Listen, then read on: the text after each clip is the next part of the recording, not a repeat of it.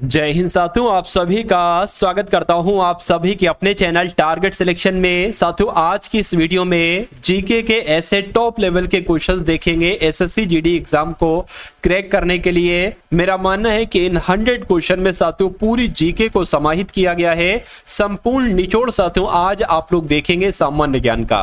तो मैं कहूंगा कि यहां से बहुत सारे क्वेश्चन साथियों लगभग कुछ नहीं, जीके के आपके 20 सवाल आएंगे और ये समझ लीजिए 5 से 6 सवाल साथियों डायरेक्ट आप यहां से देखेंगे और इसमें रत्ती भर का चेंजेस भी नहीं होगा। तो अपने साथियों 5 क्वेश्चंस को तैयार करने के लिए इन 100 क्वेश्चंस को आपको तैयार करना है। चलिए, तो क्लास आपकी शुरू हो चुकी है। पहला सवाल आपकी स्क्रीन पर है, कह रहे कि कुतुब मीनार का निर्माण किसके कार्यकाल में हुआ था। तो मैं कहूंगा किसके कार्यकाल में हुआ था, पूरा हुआ था, ये यहां पर लिखा हुआ है। तो इल्तुतमिश के द्वारा साथियों कुतुब मीनार का काम पूरा करवाया गया था। आंसर आपका ऑप्शन नंबर बी के साथ जाएगा। सिख धर्म के संस्थापक की अगर बात करें तो गुरु नानक की अगर बात करें तो गुरु नानक सिख धर्म के संस्थापक थे। आंसर आपका ए के साथ जाएगा।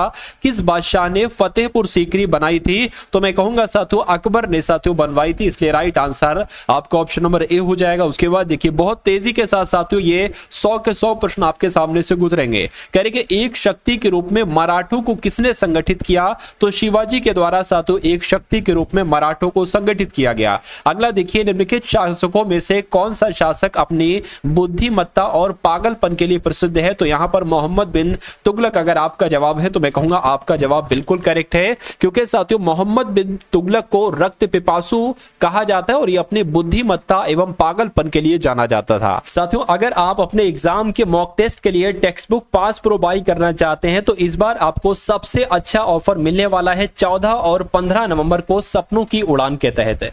तो यहां पर साथियों सबसे लोएस्ट प्राइस में इस बार आपको सभी एग्जाम्स के mock test, previous year question paper, sample paper साथियों ले सकते हैं। जैसे कि रेलवे के जितने एग्जाम है, एसएससी जीडी का एग्जाम हो गया, आरपीएफ एएलपी का एग्जाम हो गया, एनटीपीसी ग्रुप डी का एग्जाम होगा, सभी पेपर्स के साथियों आप लोगों को यहां पर मॉक टेस्ट मिल जाएंगे, सैंपल पेपर और पीवाईक्यू मिल जाएंगे। तो ये ऑफर साथियों आपको 14 नवंबर से आप देख सकते हैं कि लाइव यहां पर हो जाएगा और यहां पर आप लोग साथियों TS10 कोड डालकर आपको 12% का डिस्काउंट भी मिल जाएगा। तो इसका लिंक आपको साथियों डिस्क्रिप्शन में मिल जाएगा, वहां पर टेक्स्ट बुक को डाउनलोड कीजिए और इस ऑफर का साथियों लाभ उठाइए, क्योंकि ये ऑफर सिर्फ 14 और 15 नवंबर तक का है।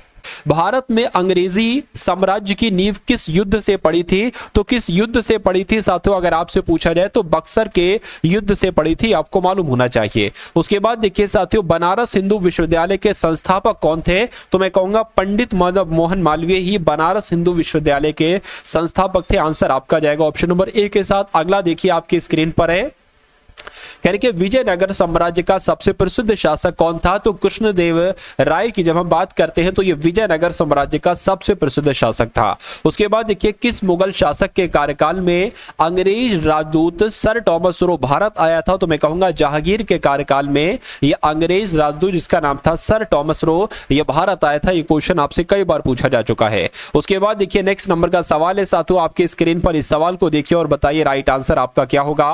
कह रहे कि भारतीय राष्ट्रीय कांग्रेस के प्रथम अधिवेशन की अध्यक्षता किसके द्वारा की गई थी।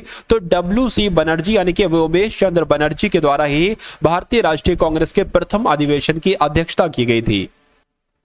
उसके बाद देखिए अगला सवाल है, 1907 में भारतीय राष्ट्रीय कांग्रेस का प्रथम जो विभाजन हुआ था साथियों एक तरीके से किस अधिवेशन। देखिए 1907 में जो भारतीय राष्ट्रीय कांग्रेस का एक तरीके से अधिवेशन हुआ था ये सूरत में हुआ था और यहीं पर कांग्रेस का प्रथम विभाजन हुआ था, ये आपको मालूम होना चाहिए। अगला देखिए कह रहे कि गदर पार्टी के संस्थापक कौन थे। तो गदर पार्टी के संस्थापक कौन थे साथियों फटाफट यहां पर मुझे बताइए। तो लाला हरदयाल ही गदर पार्टी के संस्थापक थे। उसके बाद देखिए भूदान आंदोलन का प्रारंभ किसके द्वारा किया गया था। तो भूदान आंदोलन का प्रारंभ साथियों विनोबा भावे के द्वारा किया गया था, जिनका आंसर ऑप्शन नंबर बी है, मैं कहूंगा बिल्कुल करेक्ट है। दिल्ली चलो का नारा साथियों किसके द्वारा दिया गया था, बताइए क्या होगा इस सवाल का बिल्कुल सही जवाब। साथियों अगर आपने अभी तक इस वीडियो को लाइक नहीं किया तो मैं रिक्वेस्ट करूंगा कि वीडियो को लाइक कर दीजिए और अगर चैनल पर आप लोग नए हैं तो टारगेट सिलेक्शन इस चैनल को साथियों सब्सक्राइब कर लीजिए, क्योंकि सब्सक्राइब करने से ही आपका आधा सिलेक्शन निश्चित हो जाएगा। क्योंकि जब आप साथियों सब्सक्राइब करोगे तभी यहाँ की क्लासेस आपको मिल पाएंगी, निःशुल्क मिल पाएंगी, ठीक है ना। और जो भी साथियों आपके लिए एसएससी जीडी की एग्जाम तक जो भी क्लासेस आए टारगेट सिलेक्शन पर, सभी को आपको देखना है और फिर देखिए सिलेक्शन आपके लिए बहुत आसान हो जाएगा। एग्जामिनर जहां जहां से जिन जिन टॉपिक से सवाल पूछेगा वो सभी टॉपिक्स को मैं क्वेश्चंस के माध्यम से साथियों कंप्लीट करवा दूंगा, ठीक है ना। चलिए, तो अगर चैनल पर नए हैं तो सब्सक्राइब जरूर कर लीजिएगा। करके दिल्ली चलो का नारा की अगर बात करें किसके द्वारा दिया गया था, तो ये सुभाष चंद्र बोस के द्वारा दिया गया था। उसके बाद देखिए कांग्रेस से अलग होकर फॉरवर्ड ब्लॉक का स्थापना साथियों किसने की थी, सुभाष चंद्र बोस के द्वारा ही फॉरवर्ड ब्लॉक का गठन किया गया था, इसकी स्थापना की गई थी। भारतीय राष्ट्रीय कांग्रेस की प्रथम महिला अध्यक्ष साथियों कौन थी, तो इनका नाम एनी बेसेंट थी, इनका नाम एनी बेसेंट है और ये भारतीय राष्ट्रीय कांग्रेस की पहली महिला अध्यक्ष कहलाई। अगला सवाल है, गांधी जी निम्नलिखित में से किसे अपना राजनीतिक गुरु मानते थे, बताइए।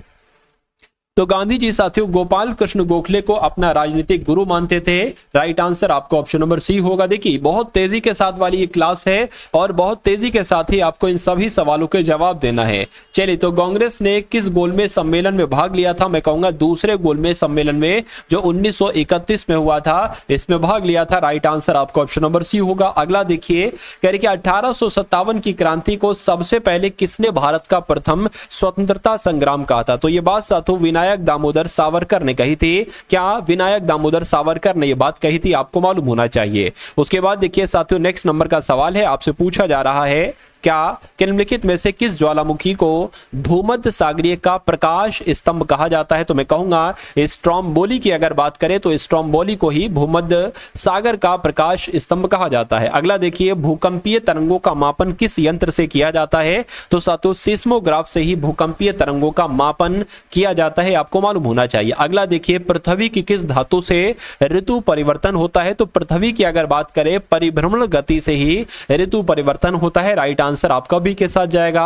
किसकी गणना नकदी फसल में साथियों नहीं की जाती है, मुझे बताइए। तो मैं कहूंगा देखिए गेहूं की अगर बात करें तो गेहूं नकदी फसल नहीं है तो ये आपका राइट आंसर। उसके बाद देखिए, एस्किमो लोग जो बर्फ का मकान बनाते हैं उसे क्या कहा जाता है, तो उसको क्या कहा जाता है साथियों, फटाफट यहां पर आंसर करके मुझे बता दीजिए।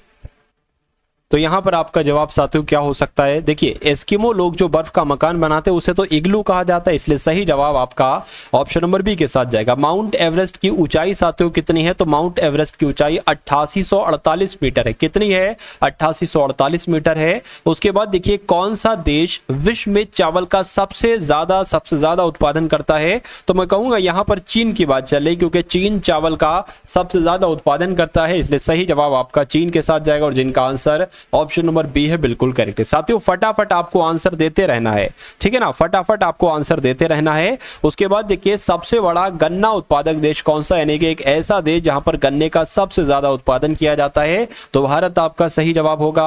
किस ग्रह के चारों ओर वलय है, यह बहुत आपसे एग्जाम में सवाल पूछा जाता है, तो शनि ग्रह के चारों ओर वलय है, ये आप लोग ध्यान रखेंगे। अगला देखिए, हमारे सौर मंडल का सबसे गर्म ग्रह कौन सा है, तो मैं कहूंगा जो शुक्र ग्रह ना, शुक्र ग्रह यह हमारे सौर मंडल का सबसे गर्म ग्रह है। अगले नंबर का सवाल है, निम्नलिखित में से कौन शीत समुद्री धारा है, तो साथियों इनमें से कौन शीत समुद्री धारा है, तो हमबोल्ट धारा यहां पर आपका सही जवाब हो जाएगा, क्योंकि हमबोल्ट धारा शीत समुद्री धारा है। नेक्स्ट नंबर का सवाल है, कह रहे कि किस देश में सबसे अधिक चाय का उत्पादन किया जाता है, तो यहां पर आपको बताना है साथियों सही जवाब आपका क्या होगा।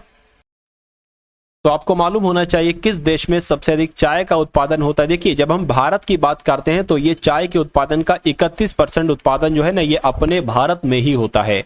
नेक्स्ट नंबर का सवाल है, कह रहे कि किस खनिज के उत्पादन में भारत विश्व में प्रथम स्थान पर है, तो मैं कहूंगा माइका यानी कि अभ्रक आपका सही जवाब हो जाएगा। अगला देखिए, भारतीय रेलवे कितने क्षेत्रों में विभाजित है, आपसे साथियों यहां पर पूछा जा रही है। देखिए क्वेश्चन ये बहुत टॉप लेवल का है, भारतीय रेलवे कितने क्षेत्रों में विभाजित है, आपसे साथियों पूछा जा रहा है। तो यहां पर अगर बात करते हैं साथियों 18 जोन आपका राइट आंसर होना चाहिए, इसमें साथियों हो सकता है ये 10-18 है, कुल मिला के आप लोग ध्यान रखेंगे, ठीक है ना। चलिए नेक्स्ट नंबर का सवाल है, कहा जा रहा है काली मिर्च का सबसे बड़ा उत्पादक राज्य कौन सा है, फटाफट बता दीजिए। तो केरल आपका राइट आंसर हो जाएगा। उसके बाद देखिए अगला सवाल कह रहे कौन सा नगर 2 राज्यों की राजधानी है, तो किसकी बात चल रही है साथियों, चंडीगढ़ की बात चल रही है, यानी कि चंडीगढ़ नगर 2 राज्यों की राजधानी है। उसके बाद देखिए भारत में प्रमुख गेहूं उत्पादन करने वाले राज्य कौन कौन से हैं बताइए। देखिए उत्तर प्रदेश है, ये तो बात बिल्कुल सही है कि उत्तर प्रदेश है। हाँ, उत्तर प्रदेश के अलावा साथियों पंजाब है और हरियाणा है। तो ऐसा कहां पर लिखा हुआ है? ऐसा ऑप्शन नंबर ए में लिखा हुआ है। तो ये आपका बिल्कुल करेक्ट आंसर है। केंद्र शासित प्रदेश लक्षद्वीप की साथियों राजधानी आपसे पूछी जा रही है, तो इसकी राजधानी क्या है? कवारत्ती साथियों इसकी राजधानी है, ये आपको मालूम होना चाहिए। उसके बाद देखिए नागार्जुन सागर बांध की अगर बात करें, यानी कि नागार्जुन सागर बांध मैं कहूंगा ये कृष्णा नदी पर है। कौन सी नदी पर है? ये साथियों कृष्णा नदी पर है। उसके बाद देखिए भारत के किस राज्य में सबसे ज्यादा चीनी मिलें हैं? तो मैं कहूंगा भारत के किस राज्य में? तो उत्तर प्रदेश का नाम सबसे पहले आएगा।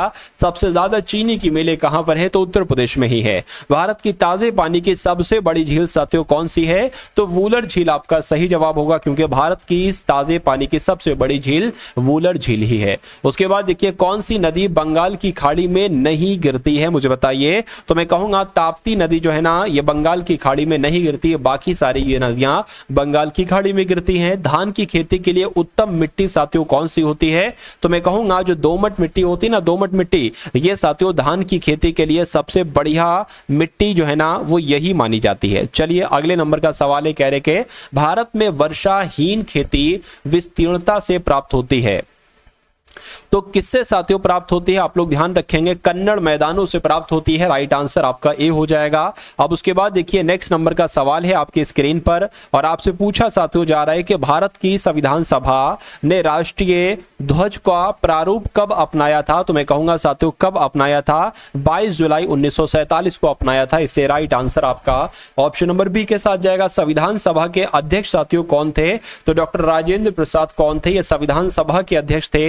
Right answer option number C के साथ जाएगा। समवर्ती सूची में वो विषय हैं जो राष्ट्रीय व स्थानीय दोनों दृष्टि से महत्वपूर्ण हैं, या अंतरराष्ट्रीय महत्व के हैं, या स्थानीय महत्व के हैं। तो मैं कहूंगा समवर्ती सूची में वो विषय हैं जो राष्ट्रीय व स्थानीय दोनों दृष्टि से महत्वपूर्ण है। आंसर आपका ए हो जाएगा। राज्यसभा के सदस्यों का कार्यकाल की जब हम बात करते हैं तो साथियों कितना कार्यकाल होता है बताइए? तो राज्यसभा के सदस्यों का कार्यकाल कितना होता है साथियों? 6 वर्ष का होता है। राइट आंसर आपका ऑप्शन नंबर ए हो जाएगा। भारतीय राष्ट्रपति पद के प्रत्याशी की आयु कम से कम कितनी होनी चाहिए? तो मैं कहूंगा अगर कोई राष्ट्रपति बनना चाहता है तो कम से कम उसकी उम्र 35 वर्ष होनी चाहिए। कितनी होनी चाहिए साथियों? 35 वर्ष होनी चाहिए। उसके बाद देखिए अगला सवाल है, कह रहे कि भारत का संविधान कब अंगीकृत किया गया? देखिए सभी के सभी साथियों वो टॉप लेवल के क्वेश्चन मैंने इस क्लास में लिए हैं जो आपके एग्जाम में साथियों पूछे जाते हैं, यानी कि ऐसा हो नहीं सकता कि ये सवाल आपके एग्जाम में ना आए। तो ये सबसे पहले अगर आप तैयारी कर रहे हैं, आप सिलेक्शन लेना चाहते हैं, तो मैं कहूंगा ये सवाल आपको सबसे पहले देखना चाहिए। तो भारत का संविधान साथियों कब अंगीकृत किया गया? 26 नवंबर 1949 को। संविधान के 44वें संशोधन के द्वारा कौन सा अधिकार मौलिक अधिकार की श्रेणी से साथियों हटाया गया था? तो मैं कहूंगा संपत्ति के अधिकार को हटाया था। उसके बाद देखिए अगला सवाल है, कह रहे कि भारत की जो न्याय व्यवस्था है ना, न्याय व्यवस्था ये सर्वोच्च न्यायालय यानी कि इस भारत की न्याय व्यवस्था में सर्वोच्च न्यायालय सबसे ऊपर है, या प्रधानमंत्री सबसे ऊपर है, या उच्च न्यायालय सबसे ऊपर है, या संसद सबसे ऊपर है? तो मैं कहूंगा सुप्रीम कोर्ट सबसे ऊपर है। आंसर आपका जाएगा ए के साथ। संविधान की 8वीं अनुसूची का संबंध किससे है? तो मैं कहूंगा संविधान की 8वीं अनुसूची में किसका जिक्र किया गया है? भाषाओं का साथियों जिक्र किया गया, इसलिए राइट आंसर आपका ऑप्शन नंबर ए के साथ जाएगा। अगला सवाल देखिए आपकी स्क्रीन पर है, कहा जा रहा है कि डायबिटीज होती है क्यों? क्योंकि शरीर में इंसुलिन की मात्रा बिगड़ जाती है, या विटामिन ए कोई संबंध नहीं, बी भी नहीं, ये भी नहीं। मैं कहूंगा शरीर में जब इंसुलिन की मात्रा बिगड़ जाती है तो डायबिटीज नाम का ये रोग हो जाता है। किस विटामिन की कमी से रिकेट्स नाम का रोग होता है? तो मैं कहूंगा विटामिन डी की कमी से रिकेट्स नाम का रोग हो जाता है। उसके बाद देखिए कौन सा रोग जीवाणुओं के द्वारा नहीं होता बताइए? तो मैं कहूंगा साथियों जो चेचक होता है ना, चेचक ये जीवाणुओं के द्वारा नहीं होता है। क्यों? क्योंकि ये विषाणु के द्वारा होता है, ये वायरस के द्वारा होता है। उसके बाद देखिए कह रहे कि रक्त का थक्का जमने में कौन सा विटामिन सहायक होता है? तो विटामिन के सहायक होता है। आंसर आपका ऑप्शन नंबर बी के साथ जाएगा। उसके बाद देखिए कह रहे कि पौधों में प्रकाश संश्लेषण की क्रिया के बाद क्या मुक्त होता है? तो यहां पर साथियों क्या मुक्त होता है? फटाफट आप लोग बताइए। ऑक्सीजन मुक्त होती है। आंसर आपका ऑप्शन नंबर सी हो जाएगा। उसके बाद देखिए कह रहे कि निम्नलिखित में से कौन सी धातु अन्य धातुओं के साथ अमलगम बनाती है? तो यहां पर आपका राइट आंसर पारद हो जाना चाहिए। क्या हो जाएगा साथियों? पारद आपका सही जवाब हो जाएगा। अगला देखिए कह रहे कि जब दो समांतर दर्पणों के बीच कोई वस्तु रखी जाती है तो बनने वाले प्रतिबिंबों की संख्या कितनी होती है? तो बनने वाले प्रतिबिंब अनंत होते हैं। कितने होते हैं साथियों? अनंत होते हैं। चलिए भाई उसके बाद देखिए कह रहे कि क्लोरोफिल का क्या कार्य होता है। क्लोरोफिल का कार्य क्या, पौधों में पोषण क्रिया करना होता है, पत्तियों की नमी की रक्षा करना होता है, जड़ों की रक्षा करना होता है, ये सभी काम होते हैं। तो मैं कहूंगा क्लोरोफिल का क्या कार्य होता है, पौधों में पोषण की क्रियाओं का करना। एक तरीके से क्लोरोफिल ये काम करता है। वायरस से फैलने वाला रोग कौन सा है मुझे बताइए। तो वायरस की अगर बात करें चेचक साथियों, वायरस से ही फैलता है, विषाणु से ही फैलता है। दूरदर्शन के संकेत एक निश्चित दूरी के बाद नहीं मिल सकते। क्यों नहीं मिल सकते? क्योंकि संकेत दुर्बल है। नहीं, एंटीना दुर्बल नहीं साथियों, वायु संकेत को शोषित कर लेती है। ये आपका सही जवाब हो जाएगा। चलिए भाई, उसके बाद देख लीजिए नेक्स्ट नंबर का सवाल है, कह रहे कि प्रिंटिंग प्रेस का आविष्कार किसने किया मुझे बताइए। चलिए, तो साथियों आप लोग ध्यान रखेंगे, यहां पर आपका राइट आंसर कैक्टसन हो जाएगा। क्या हो जाएगा? कैक्टसन हो जाएगा। प्रिंटिंग प्रेस का आविष्कार इन्होंने ही किया था। अगले नंबर का सवाल है, आपकी स्क्रीन पर पूछा जा रहा है कि हवाई जहाज का आविष्कार किसके द्वारा किया गया था। तो हवाई जहाज का आविष्कार तो राइट बंधु के द्वारा किया गया था। किसके द्वारा साथियों? राइट बंधु के द्वारा किया गया था। रेडियम की खोज की तो किसने साथियों रेडियम की खोज की? मैं कहूंगा मैडम क्यूरी ने ही रेडियम की खोज की थी। सही जवाब आपका ऑप्शन नंबर बी हो जाएगा। उसके बाद देखिए अगला सवाल है, कह रहे पेनिसिलिन की खोज का श्रेय किसे दिया जाता है, यानी कि पेनिसिलिन की खोज किसने की है? तो फ्लेमिंग ने की है। किसने की है साथियों? फ्लेमिंग ने की है। ये आप लोग ध्यान रखेंगे। यातायात नियंत्रक में रुकने के संकेत के लिए लाल रंग के प्रकाश का उपयोग किया जाता है। तो ये क्यों किया जाता है? क्यों किया जाता है मुझे बताइए साथियों। क्योंकि लाल रंग से भव्य प्रकाश उत्पन्न होता है। नहीं, लाल रंग का प्रयोग पुरानी परंपरा ऐसा भी नहीं साथियों। लाल रंग प्रकीर्ण अधिक होता है। नहीं साथियों, लाल रंग का प्रकीर्ण कम होता है और यह दूर से दिखाई देता है। ये आपका राइट आंसर होना चाहिए। आंसर आपका डी के साथ जाएगा। एक्सरे की साथियों खोज किसके द्वारा की गई मुझे बताइए। तो मैं कहूंगा एक्सरे की खोज तो साथियों रोंटगन के द्वारा की गई। किसके द्वारा की गई थी? एक्सरे की खोज साथियों रोंटगन के द्वारा की गई थी। ये आपको साथियों यहां पर मालूम होना चाहिए भाई। बहुत बढ़िया, वेरी गुड क्लास। चलिए, अब उसके बाद देखते हैं नेक्स्ट नंबर का साथियों सवाल है आपके स्क्रीन पर। देखिए सवाल को और मुझे बताइए कि आपका राइट आंसर यहां पर किस ऑप्शन के साथ जा सकता है बताइए। जैव प्रौद्योगिकी क्या है साथियों? ये तो जीव के लिए प्रयोग की जाने वाली प्रौद्योगिकी या जैव जगत में औद्योगिक प्रदूषण से फैलने वाली बीमारी या जीवों से निर्मित पदार्थों का औद्योगिकरण, ये आपका साथियों सही जवाब हो जाएगा। जैव प्रौद्योगिकी क्या है? तो जीवों से निर्मित पदार्थों का औद्योगिकरण प्रयोग ही जैव प्रौद्योगिकी है। उसके बाद देखिए शैल का कायांतरण इनमें से किस शैल में होता है? तो साथियों किस शैल में होता है आपसे पूछा जा रहा है। स्लेट में होता है। राइट आंसर आपका बी हो जाएगा। अगला देखिए कह रहे आर्थोपेडिक्स विज्ञान की शाखा में किसका अध्ययन किया जाता है? तो साथियों किसका अध्ययन किया जाता है? हड्डियों के बारे में साथियों, हड्डियों का अध्ययन किया जाता है। राइट आंसर आपका जाएगा ऑप्शन नंबर ए के साथ भाई। बहुत बढ़िया, वेरी गुड क्लास। चलिए, अब उसके बाद देख लीजिए नेक्स्ट नंबर का सवाल है, कह रहे चार्ल्स डार्विन ने किस सिद्धांत का प्रतिपादन किया था? तो इन्होंने साथियों विकासवादी सिद्धांत का प्रतिपादन किया था। ये आपको मालूम होना चाहिए। अगला देखिए अभ्रक का उपयोग इनमें से किस उद्योग में होता है? तो विद्युत के उद्योग में भी साथियों एक तरीके से अभ्रक का उपयोग होता है। अगला देखिए विटामिन सी का साथियों नाम आपसे पूछा जा रहा है, मुझे बताइए। चलिए, तो यहां पर साथियों विटामिन सी का दूसरा नाम एस्कार्बिक अम्ल हो जाएगा। क्या हो जाएगा साथियों? एस्कार्बिक अम्ल हो जाएगा। और ये कहां पर लिखा हुआ है? ये ऑप्शन नंबर ए में लिखा हुआ है। उसके बाद देखिए साथियों 25 सवाल अब सिर्फ बचे हैं। कितने सवाल? 25 सवाल बचे। कह रहे कि पागल कुत्ते काटने के इलाज का टीका किसने खोजा? तो साथियों ये काम तो लुईस पाश्चर ने किया था। पागल कुत्ते के काटने के इलाज का टीका लुईस पाश्चर ने ही खोजा था। अल्फ्रेड नोबेल ने किसका आविष्कार किया था? तो मैं कहूंगा साथियों डायनामाइट का आविष्कार किसके द्वारा किया गया था? अल्फ्रेड नोबेल के द्वारा ही डायनामाइट का आविष्कार किया गया था। ये आपको मालूम होना चाहिए। चलिए, उसके बाद देखिए रेगिस्तान में दिखाई देने वाली मृग मरीचिका का कारण क्या है? पूर्ण आंतरिक परिवर्तन, पूर्ण परिवर्तन, पूर्ण अपवर्तन। तो अगर देखिए ये क्वेश्चन जो मैं आपको करा रहा हूं साथियों, ये सभी के सभी एक्सपेक्टेड क्वेश्चन है, संभावित क्वेश्चन है। तो यहां पर अगर बात करते हैं साथियों कि आपका सही जवाब क्या होगा, तो पूर्ण परिवर्तन आप लोग ध्यान रखेंगे। रेगिस्तान में दिखाई देने वाली मृग मरीचिका का कारण पूर्ण परिवर्तन है। उसके बाद देखिए जंग लगना क्या है? तो जंग लगना एक भौतिक परिवर्तन है, वस्तु का नष्ट होना है, रासायनिक परिवर्तन है, मुझे बताइए। तो मैं कहूंगा ये तो एक रासायनिक परिवर्तन है। ये सवाल आपसे कई बार पूछा जा चुका है कि जंग लगना क्या है, तो ये एक रासायनिक परिवर्तन है। उसके बाद देखिए हीरे के अत्यधिक चमकने का कारण है, तो हीरा जो है ना साथियों ये क्यों चमकता है, तो ये पूर्ण परिवर्तन की वजह से चमकता है। ये सवाल बहुत इंपॉर्टेंट है और आपके एग्जाम में आएगा। अगला देखिए आपके स्क्रीन पर है कि निम्नलिखित में से कौन सी गैस वायुमंडल में सर्वाधिक पाई जाती है। तो वायुमंडल में साथियों कौन सी गैस सबसे ज्यादा पाई जाती है, मैं कहूंगा नाइट्रोजन गैस सबसे ज्यादा पाई जाती है। आंसर आपका ऑप्शन नंबर बी हो जाएगा। कह रहे कि स्याही सोखता है, यानी कि जो स्याही एक तरीके से सोखता है, ये क्यों सोख लेता है स्याही, जो एक तरीके जो सोखता होता ना, स्याही सोखने वाला सोखता, जो स्याही को सोख लेता है, ये क्यों, ये साथियों कैपिलरी क्रिया के कारण, केशिकत्व की वजह साथियों ऐसा होता है। उसके बाद देखिए रक्त से यूरिया किसके द्वारा दूर किया जा सकता है, तो मैं कहूंगा ये काम किसके द्वारा किया जा सकता है, ये काम गुर्दे के द्वारा किया जा सकता है। यानी कि आपका राइट आंसर जो होगा वो किस ऑप्शन के साथ जाएगा, वो ऑप्शन नंबर डी के साथ जाएगा।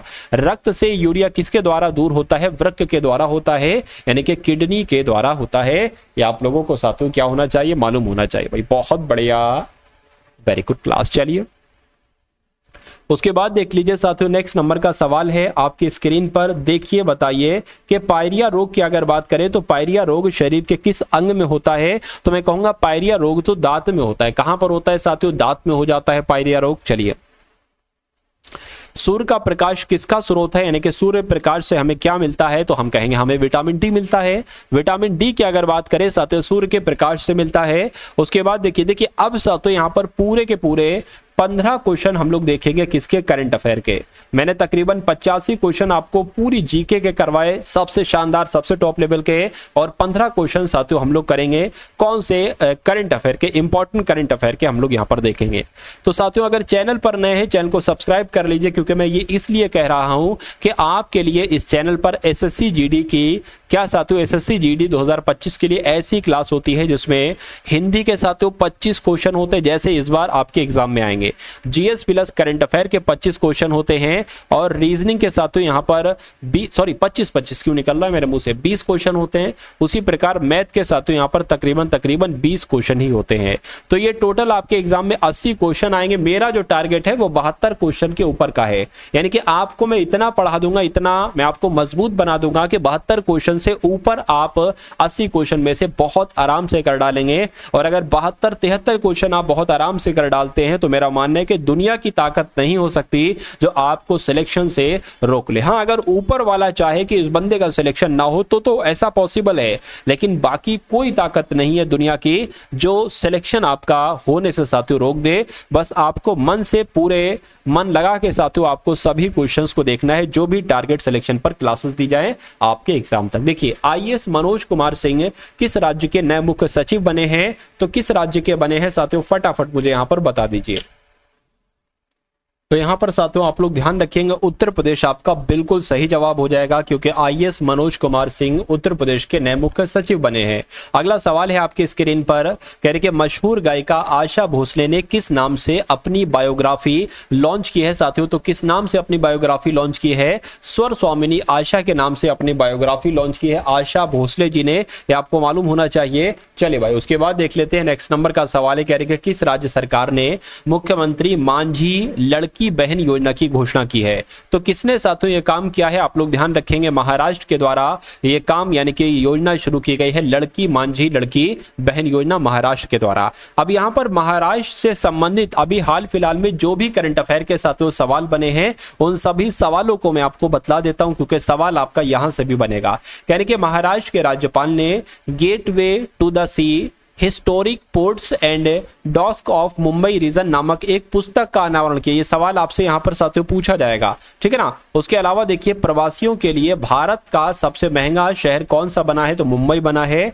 महाराष्ट्र के किसान सिद्धेश साकोरे को यूनाइटेड नेशन यूएन एजेंसी ने भूमि नायक समिति नामित किया है। और महाराष्ट्र के मुख्यमंत्री ने भारत की पहली एलएनजी संचालित बस लॉन्च की है। महाराष्ट्र भूषण पुरस्कार 2024 से प्रदीप महाजन को दिया गया है। उसके बाद देखिए कौन सा राज्य कचरे से चारकोल बनाने वाले हरित कोयले संयंत्र लगाएगा, तो कौन ये काम करेगा साथियों, हरियाणा ये काम करेगा। आंसर आपका किस ऑप्शन के साथ जाएगा, ऑप्शन नंबर बी के साथ जाएगा। उसके बाद देखिए हरियाणा से संबंधित जो सवाल बनते हैं उनको भी देख लीजिए। आपसे पूछा जाएगा एग्जाम में कि वन मित्र योजना किसके द्वारा शुरू की गई है, तो हरियाणा के द्वारा। आपसे पूछा जाएगा अंतर्राष्ट्रीय विज्ञान महोत्सव 2023 ये कहां पर हुआ है, तो साथियों फरीदाबाद में हुआ है। और हरियाणा ने पहली बार विजय हरारे ट्रॉफी का खिताब जीता है। हरियाणा सरकार ने अभिनेत्री मीता वशिष्ठ को मनोरंजन नीति परिषद का अध्यक्ष नियुक्त कर दिया है। और हरियाणा के नए डीजीपी कौन बने हैं, शत्रुजीत कपूर बने हैं। ये सभी के सभी क्वेश्चन बहुत इंपॉर्टेंट है साथियों आपके एग्जाम के लिए। चलिए भाई उसके बाद देख लेते हैं नेक्स्ट नंबर का सवाल है आपके स्क्रीन पर। कह रहे कि कौन देश यानी कि कौन सा देश उन्नत होलोग्राफी युक्त नए बैंक के नोट जारी करेगा, तो किसकी बात चल रही है साथियों मैं आपको बता देता हूं, जापान देश की बात चल रही है। यानी कि जापान देश उन्नत होलोग्राफी युक्त नए बैंक के नोट जारी करेगा। अब जापान से संबंधित जो क्वेश्चन बनेंगे उनको देख लीजिए। यानी कि जापान में 1000 वर्ष पुराना सेमिनसाई महोत्सव समाप्त हुआ है, बिल्कुल सही। जापान दुनिया का पहला लकड़ी का उपग्रह लॉन्च करेगा, बिल्कुल सही। जापान और भारत के बीच कॉडशेयर समझौता हुआ है, बिल्कुल सही। और जापान को समुद्र के अंदर ज्वालामुखी विस्फोट के बाद नया द्वीप मिला है, यह भी बिल्कुल सही है। इसरो जापान की स्पेस एजेंसी की मदद से अगला चांद मिशन पूरा करेगा, यह भी बहुत इंपॉर्टेंट क्वेश्चन है। उसके बाद देखिए कहां सींग वाले मेंढक की एक नई प्रजाति खोजी गई है, तो साथियों कहां पर खोजी गई है, अरुणाचल प्रदेश में सींग वाले मेंढक की एक नई प्रजाति खोजी गई है। उसके बाद देखिए कह रहे कि 100% घरेलू नल जल कनेक्शन हासिल करने वाला पहला उत्तर पूर्वी राज्य कौन सा बना है, तो अरुणाचल प्रदेश बना है। तवांगचू टाइट्स इंटरनेशनल कयाकिंग चैंपियनशिप 2024 ये अरुणाचल प्रदेश में आयोजित हुई है। अरुणाचल प्रदेश के आदि केकिर यानी कि अदरक हस्त निर्मित कालीन तिब्बती निवासियों के द्वारा और वांचो शिल्प को क्या मिला है साथियों, जीआई टैग मिला है, तो यहां से भी सवाल आपके बनेंगे। उसके बाद देखिए किस राज्य में एनटीआर भरोसा पेंशन स्कीम लॉन्च की गई है, तो मैं कहूंगा कि आंध्र प्रदेश में एनटीआर भरोसा पेंशन स्कीम लॉन्च की गई है। उसके बाद देखिए अगला सवाल है, कह रहे कि अब यहां पर देखिए आंध्र प्रदेश से संबंधित जो सवाल बनेंगे उनको साथियों देख लीजिए। कहने के अय्यना पत्रुणु चिंता कयाला आंध्र प्रदेश की विधानसभा के अध्यक्ष बने हैं। आंध्र प्रदेश सरकार ने उच्च शिक्षा पाठ्यक्रमों के लिए ई-डेक्स के साथ साझेदारी की है और नौसेना अभ्यास मिलन का 12वां संस्करण विशाखापट्टनम में आयोजित किया गया है। और आंध्र प्रदेश के मुख्यमंत्री ने सामाजिक सुरक्षा पेंशन को बढ़ाकर 3000 रुपए कर दिया है। अगला सवाल देखिए डिक शूफ किस देश के नए प्रधानमंत्री बने हैं, तो मैं कहूंगा ये तो नीदरलैंड के प्रधानमंत्री बने हैं। कौन साथियों, डिक शूफ इनका नाम है, नीदरलैंड के बने हैं। अगर आपसे पूछा जाए कि वियतनाम के राष्ट्रपति कौन बने हैं, तो साथियों टो लैम बने हैं। स्कॉटलैंड के प्रथम मंत्री किसे चुना गया है, तो जॉन स्वेनी को चुना गया है। अगर बात करें जोस राउल मुलिनो को, ये पनामा के राष्ट्रपति बने हैं। और क्रोएशिया के फिर से प्रधानमंत्री कौन बने हैं, तो आंद्रे प्लेंकोविक बने हैं, ये भी आप लोग ध्यान रखेंगे। उसके बाद देखिए इशाक डार पाकिस्तान के नए उप प्रधानमंत्री बने हैं और प्रबोवो सुबियांतो इंडोनेशिया के राष्ट्रपति नियुक्त हुए हैं। उसके बाद देख लीजिए अगला सवाल है, कह रहे कि मिर्गी नियंत्रण के लिए दुनिया का पहला ब्रेन ट्रांसप्लांट कहां पर हुआ है, तो कहां पर हुआ है साथियों, ब्रिटेन में हुआ है, यह भी क्वेश्चन इंपॉर्टेंट है। किसने देश भर में संपूर्णता अभियान शुरू किया है, तो मैं कहूंगा नीति आयोग के द्वारा पूरे देश में संपूर्णता अभियान शुरू किया गया है। अगला सवाल है झारखंड हाईकोर्ट के नए चीफ जस्टिस साथियों कौन बने हैं, तो यहां पर आपको मालूम होना चाहिए विद्युत रंजन झारखंड हाईकोर्ट के नए चीफ जस्टिस बने हैं।